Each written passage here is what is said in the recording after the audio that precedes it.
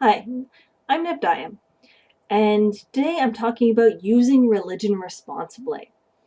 And I do mean using religion responsibly. Today I'm going to talk about religion as if it were alcohol, because I think the analogy fits very, very well. For example, there's a time and place for alcohol, there's a time and place for religion. For alcohol, uh, drink at your home, at a bar, at a restaurant, you're cool.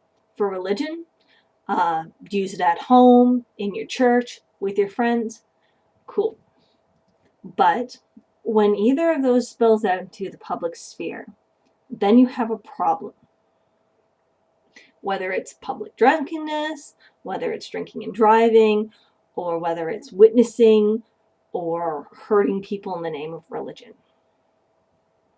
So you can see where I get my analogy from.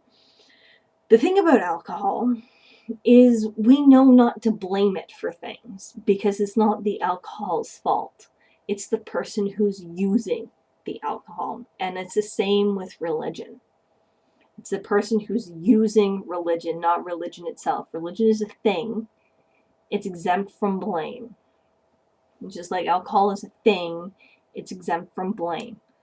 It could be factors, and probably is in a lot of cases, but we don't blame it.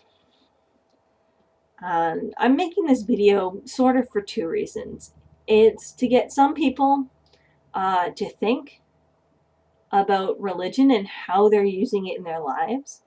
And it's also to get atheists to think about religion and how they're blaming theists and religion in general. Now I'll start with the atheist thing. I see a lot of atheists blame religion in general. They blame theists. They call theists stupid. And one argument I've heard more than once is that the moderates should just sort of, I don't know, get a grip and become atheists because they probably know what they're doing, what they believe is irrational. And I'm one of those theists. I know that my set of beliefs, my religion, is irrational, but that doesn't stop me from believing it. And I think one of the main reasons I really think atheists should sort of watch what they say about theists in general is because a lot of us moderates, we're on the atheist side of things. We want to keep our religion at home. We don't want to deal with anybody else's religion. And we want our kids to have a good secular education. And the fundamentalists who want to push their religion into society are driving a wedge between the moderate religious and the atheists that shouldn't be there, because the atheists are lumping all religious people together in one group. An example of what atheists do is they say, well, yeah, you moderate people, you know what you're doing, you should get a grip and just become atheists. But that's like saying, okay, you people who are moderate drinkers, who drink responsibly, you need to stop drinking because we have alcoholics. And if you stop drinking, then we'll have less alcoholics or something. I don't really know what the logic is. But really, the responsible drinker and the non-drinker both don't want the alcoholic. You see what I'm getting at here?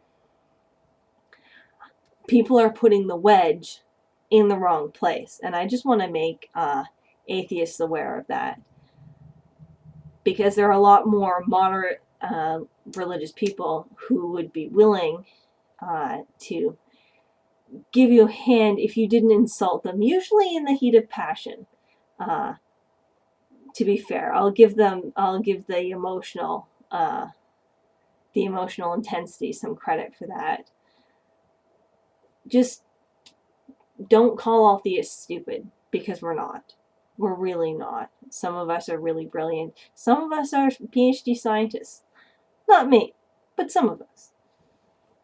And I think we all need to be in the same camp about keeping religion out of secular society. I think maybe we need a word for that. There's people who want a secular society and people who want a religious society. And that's where the wedge is. That's where the wedge should be. So, anyways, that's religion as blame. Now, religion is an excuse. Religion is an excuse for a lot of horrible things. Now, I am talking present day because I believe it is unfair to judge ancient people or historic people by modern morality, because I think morality is subjective and it changes with time. It changes with society. So what I'm talking about is just the present. So we'll be safe and say like since the 80s. Anything after that, you probably have to tweak the system a bit. But anyways, I'm going to illustrate a couple of issues with religion and show how it's the person and not the religion. First of all, young earth creationists. Really, they are just lazy thinkers. The people who are raised in young earth creationist families who get out into the world, the real world, and discover there are other answers and other mysteries, are happy to leave that behind. I really believe that. I really believe indoctrinating someone who really is a thinker is extremely difficult to do. So, and I think those people who are thinkers, once they see the real world, it will change their mind. As for the people who remain young earth creationists, well, I think they really just can't be bothered. They can't be bothered thinking. They want the answers spoon-fed to them, so they're not going to go out and look for real. They're going to pretend they know and sit pretty on that. It's just so. In this case, religion is an excuse for lazy thinking. So, or because it's hard to understand.